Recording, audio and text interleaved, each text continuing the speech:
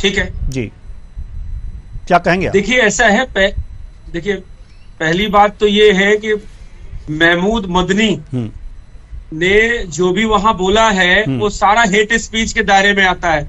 सबसे पहले तो हिंदू आर्मी ये मांग करती है कि ऐसे आदमी को तुरंत कारागार में डाला जाए, ठीक है।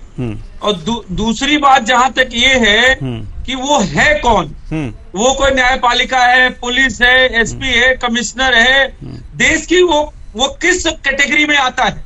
वो एक नफरत फैलाने वाला संस्था बना के और उसको जाके वहां प्रस्ताव पारित कर दो, उस प्रस्ताव की वैल्यू क्या है?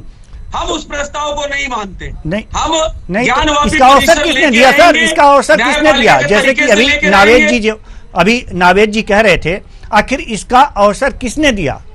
किसकी सरकार है वहां उत्तर प्रदेश में? किसकी सरकार? ठीक बात है, अगर अवसर योगी जी न भी देते जी, अवसर योगी जी ना भी देते तो भी जो है ये घड़ियाली आंसू बहाते, ये और प्रोपोगेट करते। कम से कम इनके मन की बात समझ में तो आ रही है कि ये भारत के बारे में सोचते क्या है। देखिए दो बातें हैं। महमूद मदनी ने एक बात कही है कि हम आजादी के सिपाही हैं, आजादी की लड़ाई साथ में लड़े, ठीक है। तो महमूद मदनी को पहला जवाब, पहले उसका वक्तव्य का जवाब है सर। हमारे साथ हाफिज अकरम कुरैशी जो मुस्लिम धर्म गुरु हैं, ये भी जुड़ चुके हैं। बहुत बहुत स्वागत है आपका हमारे इस कार्यक्रम में। हम आपके पास आएंगे, लेकिन सुशील तिवारी जी कुछ कह रहे हैं। जी, अपनी बात पूरी कीजिए।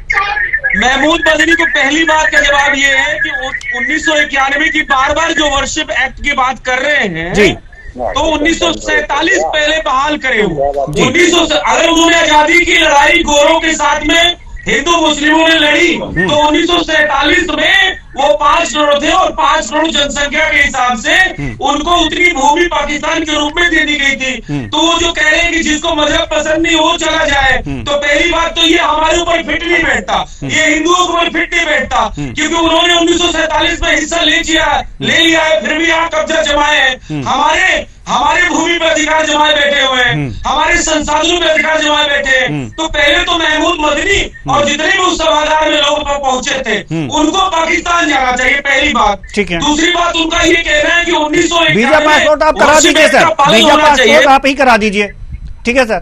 नहीं जी, 1991 का वर्शिप एक्ट का पालन होना चाहिए। तो मैं ये कहता हूँ पहले 1947 में जो बंटवारा कानून बना था उसमें उनको चले जाना चाहिए, तब हम 1991 की बात मानेंगे। तीसरी बात यह है कि 1991 जो वर्शिप एक्ट है वो लागू ही नहीं होता। 100 साल के ऊपर किसी भी इमारत पर, भवन पर वो लागू ही कानून नहीं होता है।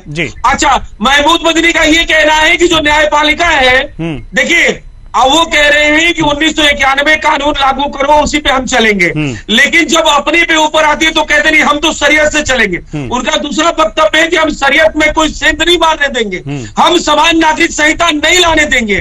तो ये दोहरा चरित्र जो है जो महमूद मदनी है, मैं ये समझता हूँ ये व्यक्ति जितना ऊपर से बिठा उतना अंदर से इसके अंदर जहर भरा है। और बता दूं कि धर्म संसद में धर्म की बात होती है, राष्ट्र की बात होती है, राष्ट्रवाद की बात होती है। महमूद मदनी की तरह नफरत फैलाने की बात नहीं होती है। नफरत प्रधानमंत्री जी भी फैला रहे और योगी जी भी फैला रहे। नफरत महमूद मदनी जो गोल टोपी को इकट्ठा करके वहां पे जो षड्यंत्र कर रहा है वो फैला रहा है। मेरा तो ये कहना है कि वो जो बार बार ये कह रहा था उसके अंदर, ठीक है सर, हम आपके पास आएंगे, ठीक है सर। उसका ये कहना है कि जो मजहब को नहीं मानता है, हम तो गाय का मांस खाते हैं, उसने कहा हमारा खाने का तरीका अलग है, तो जो जिसको समझ में नहीं आता वो अलग चला जाए। भैया हम क्यों अलग चले? तुमने हिस्सा 1947 में लिया तो तुम अलग जाओ, हम क्यों अलग जाएं? ठीक है। महमूद मदनी को आपके चैनल के माध्यम से हिंदू आर्मी की चेतावनी कि इस तरह के वक्तव्यों से बचे, नहीं तो सही में पाकिस्तान जाना पड़ेगा। ठीक है सर, ठीक है जी। हाफिज साहब, हाफिज अकरम कुरैशी जी भी हमारे साथ जुड़े हुए हैं, मुस्लिम धर्म गुरु हैं। अगला सवाल हम आप ही से लेना चाहेंगे सर। जी सर। जी।